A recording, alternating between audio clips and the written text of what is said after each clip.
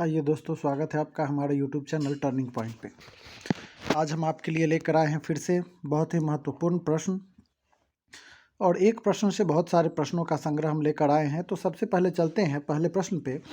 पहला प्रश्न कहता है कि भारत चीन युद्ध, सब जानते हैं कि भारत चीन युद्ध जो हुआ था वह कब हुआ था। तो भारत चीन जो युद्ध हुआ था वह हुआ था आपका 1962 में। तो भारत चीन युद्ध जब हुआ था वह कब हुआ था? 1962 में जब भारत चीन युद्ध हुआ, इस पे एक पुस्तक लिखा गया था। इस पे एक पुस्तक लिखा गया और उस पुस्तक का नाम था अनटोल्ड स्टोरी। कौन था? Untold story. तो इस अनटोल्ड स्टोरी को लिखे कौन थे? तो अनटोल्ड स्टोरी को लिखे थे बी एम कॉल, लिखे थे इस अनटोल्ड स्टोरी को। ठीक है। तो भारत चीन युद्ध जो 1962 में हुआ, उस पर एक पुस्तक लिखा अनटोल्ड स्टोरी, और इस अनटोल्ड स्टोरी के लेखक कौन है? तो बी एम कॉल है। 1962 में जब हुआ था युद्ध, उस युद्ध के समय भारत के रक्षा मंत्री कौन थे? तो भारत के रक्षा मंत्री कृष्ण मेनन थे। उस समय भारत के जो रक्षा मंत्री थे वह कौन थे? कृष्ण मेनन थे, रक्षा मंत्री थे। और बीएम कॉल जो थे उनको पूर्वोत्तर के पूरे युद्ध क्षेत्र का कमांडर बना दिया गया था। बीएम कॉल जो थे उनको पूर्वोत्तर के पूरे युद्ध क्षेत्र का क्या बना दिया गया था? उनको पूरा कमांडर बना दिया गया था। उन्हीं ने लिखा कौन सा पुस्तक? अनटोल्ड स्टोरी पुस्तक लिखा है। 20 नवंबर 1962 को युद्ध विराम की घोषणा की गई। युद्ध विराम की घोषणा कब की गई? 20 नवंबर 1962 को युद्ध विराम की घोषणा की गई, जिसमें भारत बुरी तरीके से हार चुका था। 1962 में जब युद्ध हुआ, उस समय चीन का प्रधानमंत्री जो था वह चाउ एन लाई था। 1962 में चीन का प्रधानमंत्री कौन था? चाउ एन लाई था उस समय चीन का प्रधानमंत्री जो था। ठीक है। फिर अगला पॉइंट यहाँ आता है कि जर्मनी की प्रथम महिला चांसलर। तो जर्मनी की यहाँ जो प्रथम महिला चांसलर है, वह जर्मनी की प्रथम महिला चांसलर एंजेला मर्केल बनी थी। कौन बनी थी? एंजेला मर्केल बनी थी। एंजेला मर्केल कब बनी थी? 2005 में जर्मनी की महिला चांसलर बनी। ये जर्मनी की राजनीतिज्ञ हैं, भूतपूर्व वैज्ञानिक और शोधकर्ता भी है। कौन? एंजेला मर्केल जो है भूतपूर्व वैज्ञानिक और शोधकर्ता भी हैं। एडोल्फ हिटलर जो था यह भी जर्मनी का ही था। एडोल्फ हिटलर जो था यह भी जर्मनी का था, लेकिन यह जर्मनी का तानाशाह शासक था। एडोल्फ हिटलर कहाँ का था? जर्मनी का ही था, और यह जर्मनी का तानाशाह शासक था। इसने एक पुस्तक लिखा मीन कैंप। इसने एक पुस्तक लिखा था, कौन सा? मीन कैंप लिखा था। मीन कैंप जो है वह हिटलर की आत्मकथा। मीन कैंप किसकी है? हिटलर की आत्मकथा का नाम लिखा जाता है मीन कैंप। ठीक है। फिर आपका आता है यहाँ पे फिर आपका यहाँ पे आता है कि गैला पैगोस द्वीप जो है, गैला पैगोस द्वीप वह किसके लिए प्रसिद्ध है?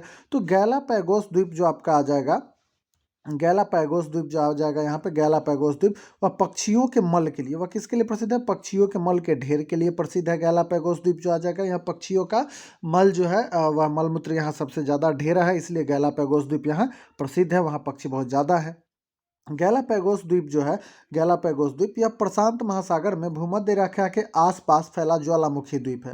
यह किसके पास आ जाएगा? तो प्रशांत महासागर के में जो आ जाएगा भूमध्य रेखा, उसी भूमध्य रेखा के आसपास फैला एक ज्वालामुखी द्वीप आ जाएगा। गैलापागोस द्वीप समूह इक्वाडोर के गैलापागोस द्वीप समूह जो है यह इक्वाडोर के गैलापैगोस प्रांत का निर्माण करता है। फिर चलते हैं अगले हिस्से में कि चार्ल्स डार्विन की एक पुस्तक लिखी गई थी, origin of species. Charles Darwin की एक पुस्तक लिखी गई थी, कौन सी? ओरिजिन ऑफ स्पेसीज लिखी गई थी। इन्होंने प्राकृतिक चयन का सिद्धांत दिया था। कौन दिए थे? चार्ल्स डार्विन दिए थे। विश्व की प्रथम टेस्ट ट्यूब डॉल्फिन हांगकांग में पैदा हुई थी। विश्व की प्रथम टेस्ट ट्यूब जो डॉल्फिन पैदा हुई वह कहाँ पैदा हुई थी? वह हांगकांग में पैदा हुई थी। और हांगकांग एक देश दो नीति पर आधारित है। हांगकांग जो है वह किस पे? एक देश दो नीति पर आधारित वाला देश कौन सा आ जाएगा? वह हांगकांग आ जाएगा। हांगकांग के रक्षा और विदेश मामलों को छोड़कर बाकी कार्यों पर चीन का नियंत्रण है। हांगकांग जो है, हांगकांग चीन को लौटा दिया गया था। कब? हांगकांग चीन को 1997 में ब्रिटेन ने लौटा दिया था। तो हांगकांग के रक्षा और विदेश मामलों को छोड़कर, रक्षा और विदेश को छोड़कर बाकी सभी कार्यों पर चीन अपना आधिपत्य जमाए हुए है वहाँ पे। ठीक है, चीन को यह सौंप दिया गया था। फिर आता है डॉल्फिन की 17 वंश और लगभग 40 प्रजातियां। आपसे प्रश्न आएगा कि डॉल्फिन की कितनी वंश है? तो डॉल्फिन के लगभग 17 वंश है, और लगभग प्रजातियां कितनी? तो 17 वंश के 40 प्रजातियां डॉल्फिन के यहाँ काम करती हैं, यहाँ पे हैं। भारत में प्रभावी साक्षरता दर 7 वर्ष से ऊपर की जनसंख्या पर आंकी जाती है। भारत में अगर जनसंख्या दर जो है, साक्षरता दर मापी जाए, तो उसमें क्या होता है कि 7 वर्ष से ऊपर के बच्चों को जो है शामिल किया जाता है इसमें, जनसंख्या पर जो है साक्षरता के दरों को मापने के लिए। अलग अलग देशों में साक्षरता के अलग अलग मानक हैं, सभी जगह अलग अलग मानक बनाए गए हैं। भारत में राष्ट्रीय साक्षरता मिशन के अनुसार कोई व्यक्ति अपना नाम लिखने की और पढ़ने की योग्यता हासिल कर लेता है तो उसे साक्षर माना जाता है। सिर्फ अगर आपको सिग्नेचर करने आ गया या फिर किसी शब्द को आपको पढ़ने आ गया तो आप साक्षरता की श्रेणी में आ जाते हैं। ये भारत की यही लेवल है, ठीक है। 2011 की जब जनगणना हुई, इसके अनुसार भारत में साक्षरता 74.04% था। 74.04% भारत का साक्षरता दर रहा था। फिर आता है कि अल्बर्ट आइंस्टाइन क्या थे। यह पॉइंट आ जाता है कि अल्बर्ट आइंस्टाइन कौन थे। तो अल्बर्ट आइंस्टाइन जो थे एक फिजिकिस्ट थे, एक भौतिकवादी थे, भौतिकी से संबंधित थे। अल्बर्ट आइंस्टाइन सापेक्षता का सिद्धांत दिए थे। अल्बर्ट आइंस्टाइन किसका सिद्धांत दिए थे? सापेक्षता का सिद्धांत दिए। और द्रव्यमान ऊर्जा समीकरण E=mc² दिए थे। कौन सा द्रव्यमान ऊर्जा समीकरण कौन सा दिए थे? तो ये दिए थे E=mc² दिए थे, जिसमें C जो आपका अगर पूछेगा कि C किसका घोतक है तो C जो आ जाएगा आपका C प्रकाश का घोतक होता है। C किसका आ जाएगा? प्रकाश का घोतक होता है। उन्हें प्रकाश विद्युत ऊर्जा उत्सर्जन की खोज के लिए जो है नोबेल पुरस्कार मिला था।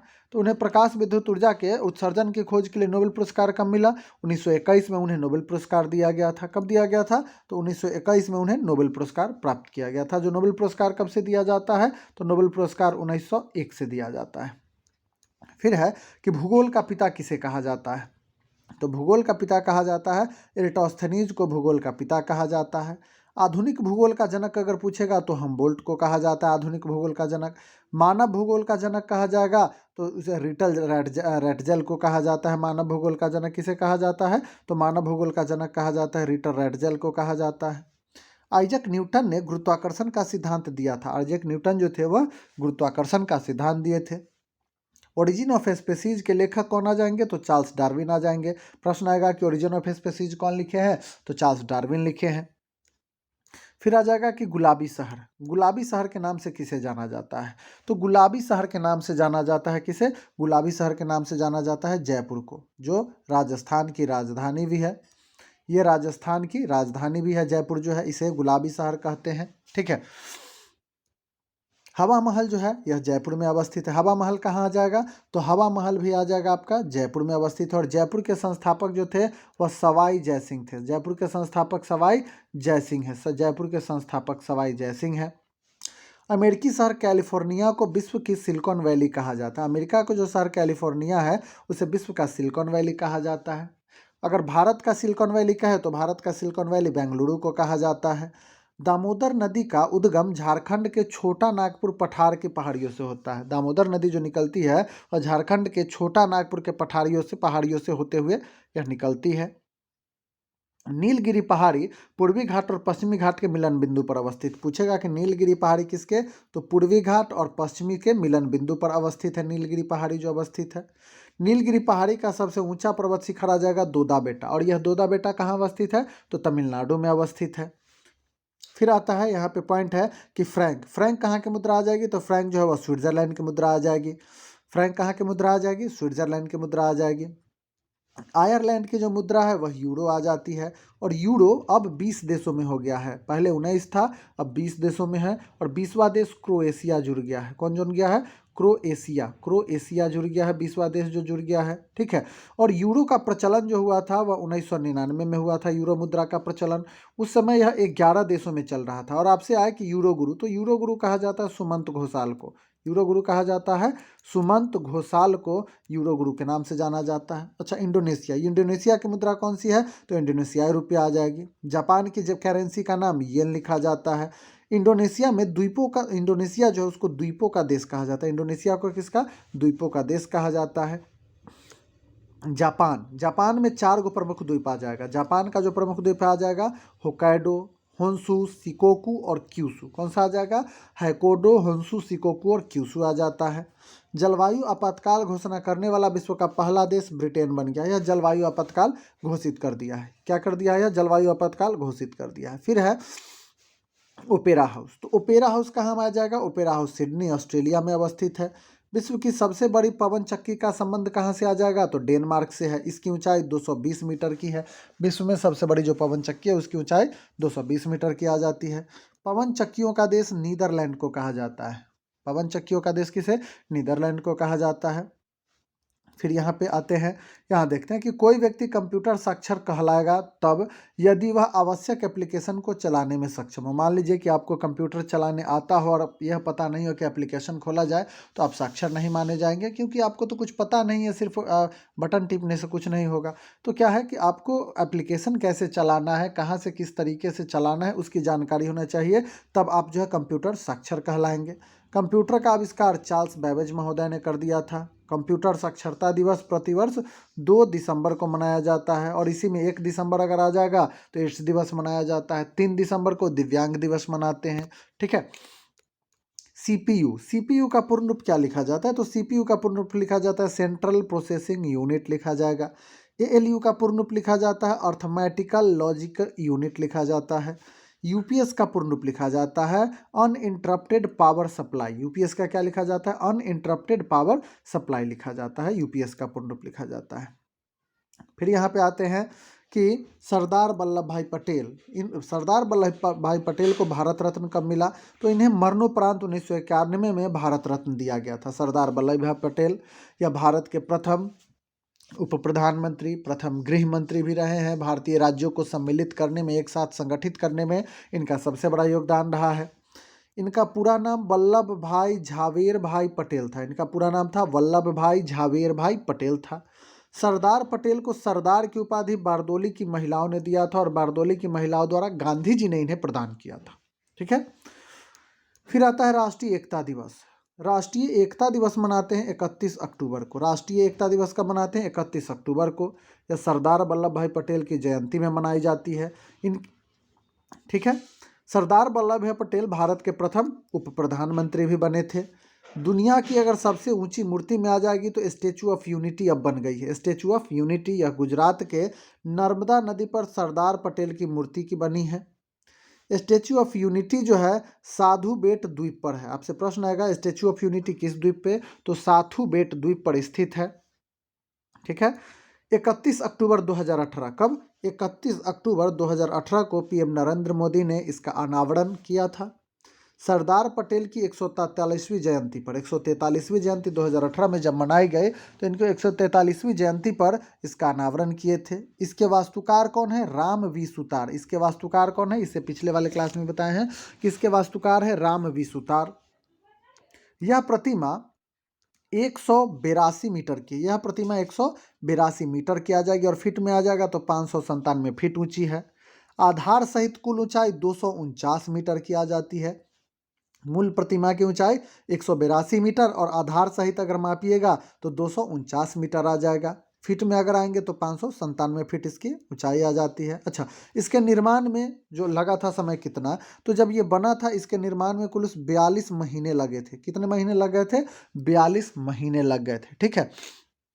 कितने महीने? तो 42 महीने लगे थे। यानी कि कितना? यानी कि 12 तिहाई 36, 3 वर्ष और 6 महीना। ठीक है। 3 वर्ष और 6 माह लगा था। ये लगभग 3.5 सालों की अवधि में 6 वर्ष 3 माह की अवधि में स्टेचू ऑफ यूनिटी को तैयार किया गया था। फिर आते हैं इस पे कि भारत का राष्ट्रीय पशु, भारत का राष्ट्रीय पशु बाघ है। भारत का राष्ट्रीय पशु कौन सा? बाघ। और इसे कब अपनाया गया? तो 1973 में बाघ के रूप में इसे अपनाया गया था। बाघ का वैज्ञानिक नाम लिखा जाता है पैंथेरा टाइग्रिस। बाघ का क्या लिखते हैं? पैंथेरा टाइग्रिस लिखते हैं। 1973 में ही बाघ परियोजना को प्रारंभ किया गया था। प्रोजेक्ट टाइगर कब लॉन्च किया गया? 1973 में ही लॉन्च किया गया था। प्रोजेक्ट टाइगर को लॉन्च किया गया था। अगर बाघों की जनगणना सबसे पहले कहीं प्रारंभ हुई तो वर्ल्ड में सबसे पहले 1932 ईस्वी में प्रारंभ हुई थी। पलामू में हुई थी, उस समय के बिहार, अब के झारखंड में। सबसे पहले वर्ल्ड में बाघों की जनगणना अगर कहीं प्रारंभ हुई तो 1932 से पलामू में ही प्रारंभ हुई थी। नागार्जुन जो है, नागार्जुन श्रीशैलम अभ्यारण्य, यह बाघ का सबसे बड़ा टाइगर रिजर्व आ जाएगा। नागार्जुन श्रीशैलम अभ्यारण्य जो है यह बाघों का सबसे बड़ा रिजर्व है। यह आंध्र प्रदेश में 5 जिलों में फैला हुआ है। यह आंध्र प्रदेश में 5 जिलों में फैला हुआ है। रणथंभौर और बांदीपुर के साथ 1973 में कुल 9 बाघ अभ्यारण्य खोले गए थे। रणथंभौर और बांदीपुर के साथ 1973 में कुल 9 गो बाघ अभ्यारण्य खोला गया था। चलिए आते हैं अगले पॉइंट पे। फ्लोरेंस नाइटिंगेल, फ्लोरेंस नाइटिंगेल जो है उन्हें क्या कहा जाता है? फ्लोरेंस नाइटिंगेल को लैंप वाली महिला कहा जाता है। फ्लोरेंस नाइटिंगेल को क्या कहते हैं? लेडी विद द लैंप, यानी कि लैंप वाली महिला कहा जाता है। फ्लोरेंस नाइटिंगेल का जन्म 12 मई 1820 को एक ब्रिटिश परिवार में हुआ था। 12 मई 1820 को एक ब्रिटिश परिवार में हुआ। दया व सेवा की प्रतिमूर्ति Nightingale the lady with the lamp के नाम से प्रसिद्ध हो गई। The lady with the lamp के नाम से यह प्रसिद्ध हो गई। उन्होंने क्रीमिया युद्ध के समय घायल सैनिकों की सेवा किया था। उन्होंने क्रीमिया युद्ध जब हुआ था, तो क्रीमिया युद्ध कब हुआ? तो क्रीमिया युद्ध हुआ था 1854 से 1856 के बीच में क्रीमिया युद्ध लड़ा गया। तो क्रीमिया युद्ध जब हुआ उस समय घायल सैनिकों की वह सेवा किया करती थी। सरोजिनी नायडू को भारत की कोकिला कहा जाता है। ठीक है, भारत की बुलबुल कहा जाता है, भारत की कोकिला जो कहा जाता है किन्हें? सरोजिनी नायडू को कहा जाता है। मदर टेरेसा जो है, मदर टेरेसा, इनका उपनाम लिखा जाता है निर्मल हृदय। मदर टेरेसा का निर्मल हृदय। सरोजिनी नायडू भारत के उत्तर प्रदेश राज्य की प्रथम महिला राज्यपाल भी रह चुकी हैं। चलिए फिर आते हैं अगले पॉइंट पे कि भारतीय वायुसेना के विंग कमांडर के समकक्ष थल सेना का लेफ्टिनेंट कर्नल पद हो जाता है। तो यहाँ देखेंगे जैसे भारतीय वायुसेना के विंग कमांडर के समकक्ष जो आ जाएगा थल सेना का कौन सा पद आ जाता है? तो विंग कमांडर के समकक्ष जो आ जाता है वह थल सेना का जो आ जाएगा कौन सा? तो लेफ्टिनेंट कर्नल पद आ जाता है। जैसे थल सेना, जब भारतीय सेना 3 भागों में विभाजित है, तो भारतीय सेना जब 3 भागों में विभाजित है तो 3 भाग में देख लीजिए, सबसे थल सेना, नौसेना और वायुसेना। तो थल सेना का प्रमुख जो होता है वह जनरल होता है, वायुसेना का, नौसेना का प्रमुख एडमिरल कहलाता है और वायुसेना का प्रमुख जो है एयर चीफ मार्शल कहलाता है। यानी कि आपसे प्रश्न आएगा कि एयर चीफ मार्शल जो है, वायुसेना के एयर चीफ मार्शल थल सेना के किस पद के बराबर आ जाएगा? तो थल सेना के जनरल पद के बराबर आ जाएगा। तो थल सेना में सबसे पहला आता है जनरल, जनरल के बाद आ जाता है लेफ्टिनेंट जनरल, लेफ्टिनेंट जनरल के बाद ब्रिगेडियर और ब्रिगेडियर के बाद लेफ्टिनेंट कर्नल आ जाता है। उसी तरह नौसेना में सबसे पहले एडमिरल, एडमिरल के बाद वाइस एडमिरल, वाइस एडमिरल के बाद कोमोडोर और कोमोडोर के बाद कमांडर आ जाता है। फिर आता है वायुसेना, तो वायुसेना में आ जाएगा एयर चीफ मार्शल। वायुसेना में क्या आ जाएगा? Air chief marshal. Air chief marshal के बाद एयर मार्शल, एयर मार्शल के बाद एयर कोमोडोर और एयर कोमोडोर के बाद आ जाता है विंग कमांडर। कौन आ जाता है? विंग कमांडर आ जाता है। जो अभी एक घटना घटी थी जिसमें अभिनंदन जी जो है पाकिस्तान के लड़ाकू विमान को मार गिराए थे। ठीक है, और तो विंग कमांडर थे। फिर आता है कि फील्ड मार्शल भारतीय सेना का सर्वोच्च रैंक होता है। फील्ड मार्शल जो होता है, फील्ड मार्शल, वो भारतीय सेना का सर्वोच्च रैंक होता है। ठीक है, अब प्रथम फील्ड मार्शल कौन बने थे? तो जनरल मॉनिक बने थे। ठीक है, यह एक औपचारिक रैंक है जो सम्मानपूर्वक किसी सैन्य अधिकारी को दिया जाता है, फील्ड मार्शल जो दिया जाता है। ठीक है, चलिए अगले पॉइंट पे आते हैं कि राजीव गांधी सद्भावना पुरस्कार, राजीव गांधी सद्भावना पुरस्कार जो है राजीव गांधी फाउंडेशन के द्वारा प्रदान किया जाता है। राजीव गांधी सद्भावना पुरस्कार की स्थापना अखिल भारतीय कांग्रेस कमेटी ने राजीव गांधी द्वारा 1992 में किया था। कब? 1992 में किया था राजीव गांधी सद्भावना पुरस्कार की। उनकी मृत्यु 1991 में हो गई थी। राजीव गांधी खेल रत्न पुरस्कार भारत में दिया जाने वाला सबसे बड़ा खेल पुरस्कार है। इसका नाम बदलकर अब क्या कर दिया गया है? अब राजीव गांधी खेल रत्न पुरस्कार को समाप्त कर दिया गया। अब इसके जगह पे आ गया है मेजर ध्यानचंद्र सम्मान। कौन आ गया है? मेजर ध्यानचंद्र सम्मान। मेजर ध्यानचंद्र सम्मान जो हॉकी का जादूगर है, मेजर ध्यानचंद सम्मान। वर्ष 2021 में पीएम नरेंद्र मोदी ने राजीव गांधी खेल रत्न पुरस्कार का नाम बदलकर मेजर ध्यानचंद्र खेल पुरस्कार रखने की घोषणा कर दी। सरस्वती सम्मान देखेंगे यहाँ, सरस्वती सम्मान, व्यास सम्मान, बिहार पुरस्कार आदि कौन देती है? तो के बिरला फाउंडेशन द्वारा इसे प्रदान किया जाता है। के बिरला फाउंडेशन द्वारा प्रदान किया जाता है। फिर आते हैं यहाँ पे पीडीएफ। पीडीएफ जो है विस्तारित रूप आ जाता है। पीडीएफ जो है विस्तारित रूप है पोर्टेबल डॉक्यूमेंट फॉर्मेट। इसका पूर्ण रूप आ जाता है पीडीएफ का पोर्टेबल डॉक्यूमेंट फॉर्मेट आ जाता है। पीडीएफ एक प्रकार का डॉक्यूमेंट फाइल है। पीडीएफ फाइल को पोर्टेबल फाइल अर्थात टेक्स्ट, फोटेज, वर्ड, डॉक्यूमेंट आदि को पढ़ने वाली फाइल के रूप में कन्वर्ट कर देता है। ठीक है, पीडीएफ का साइज छोटा होता है। पीडीएफ जो होता है इसका साइज छोटा होता है क्योंकि यह फाइल को कंप्रेस कर देता है। पीडीएफ का साइज क्या होता है? छोटा होता है क्योंकि यह फाइल को कंप्रेस कर देता है। राइटर्स, राइटर्स एक विश्वव्यापी समाचार एजेंसी आ जाएगी। राइटर्स जो है एक विश्वव्यापी समाचार एजेंसी का मुख्यालय है जो यूनाइटेड किंगडम के लंदन शहर में है। राइटर्स जो है ब्रिटेन की सबसे प्रतिष्ठित समाचार एजेंसी और इसका मुख्यालय यूनाइटेड किंगडम के लंदन शहर में अवस्थित है। रॉयटर्स समाचार एजेंसी की स्थापना 1851 में 1851 में हुई थी। रॉयटर्स ग्रुप लिमिटेड के मालिक थॉमसन रॉयटर्स हैं। रॉयटर्स ग्रुप लिमिटेड के मालिक कौन है? थॉमसन रॉयटर्स हैं। एसोसिएटेड प्रेस संयुक्त राज्य अमेरिका की समाचार एजेंसी है। Press trust of India Bharat की है। अच्छा, पीटीआई की स्थापना कब हुआ? तो 1947 में पीटीआई की स्थापना हुआ था। चलिए अगले पॉइंट पे आते हैं, दम्बुला का स्वर्ण मंदिर। दम्बुला का जो स्वर्ण मंदिर है यह श्रीलंका में अवस्थित है और यह बौद्ध धर्म से संबंधित मंदिर है। ठीक है, दम्बुला यूनेस्को की विरासत स्थलों की सूची में शामिल है। यह श्रीलंका में सबसे बड़ा और सबसे सुरक्षित मंदिर परिसर माना जाता है। कौन सा? दम्बुला का स्वर्ण मंदिर। भारत के अमृतसर में स्वर्ण मंदिर स्थित है।